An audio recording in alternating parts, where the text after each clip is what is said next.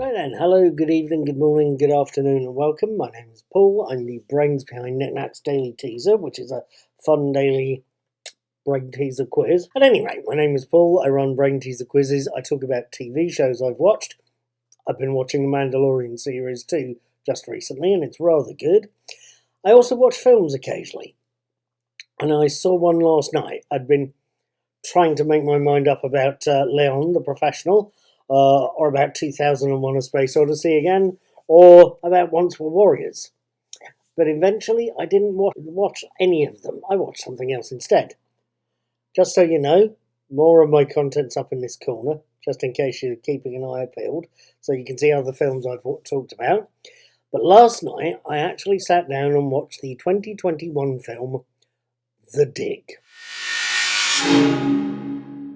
Based on the true story of the Sutton Hoo treasure, The Dig introduces us right at the start to Basil Brown, played by Ralph Fiennes, slowly cycling his way to the small village of Sutton to a meeting with a local landowner, Edith Pretty, played by Carey Mulligan. There's several interesting mounds on some of her farmlands, mounds that have literally been there for centuries, and Edith wants to have them seriously examined by somebody who knows what they're doing. By Basil, in other words. He's a professional excavator, as he likes to call it. And he's been, for the past few months, doing a dig on behalf of Ipswich Museum at a previously undiscovered Roman villa. The two haggle for a while.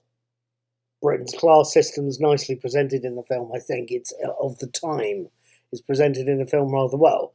So there's a bit of haggling going on between a workman and a local landowner. But eventually the two come to an agreement. And Edith loans Basil two of her best staff to help with the initial digging on what Basil Brown feels could be a seriously old burial. It's not until he gets buried by a collapsing trench that things start to get interesting. Now, I'm assuming, because I haven't done a few of these for a while now, I'm assuming that you're either reading this on my blog or watching it on my YouTube channel, Mr. Guddy2977. Hello if you're watching.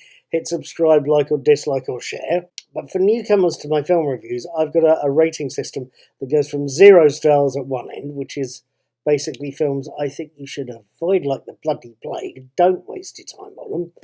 And it goes to 4 stars at the other ends, which are films I'm going to tell you to see now or sooner. Yeah, that sounds incredibly arrogant, doesn't it? Now or sooner. But at any rate, a 4-star film is one I think you have to see.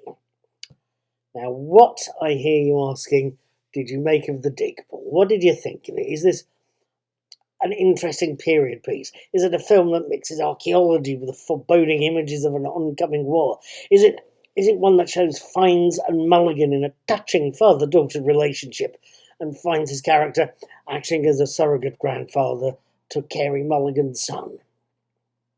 Well, yes, it is. It's a period piece. It's one that's got interesting archaeology of the time, and the conflicts, the academic conflicts between Brown on the one hand and the British Museum and the Ipswich Museum on the other. Pointless bit of trivia. Apparently Ralph Fiennes actually is involved with the Ipswich Museum. I believe he's sponsored an exhibit there, which I didn't know. It's fascinating what you find out sometimes. At any rate, I have to admit, I enjoyed The Dig. It's a great little film. Granted, it's a period drama, and I'm not usually one for period dramas. Now, let me rephrase that. I am not usually one for period dramas that have got anything to do with the Bronte sisters or Jane Austen or anything about middle-aged couples having a midlife crisis. It's not usually my sort of thing. I usually tend to go for sci-fi films or thrillers or horror films, anything with tentacles and car chases, basically. The Dig, though, had caught my eye because Carey Mulligan's in it. I'd come away impressed with her when I saw her in Blink, a Doctor Who episode many years ago, and she always stuck in the mind. She's always seemed like a capable, competent actress who knows her stuff and is rather cute as well. I'll happily admit it. I've got an eye for good-looking people. That's possibly not the right thing to admit, so slap me now if you want.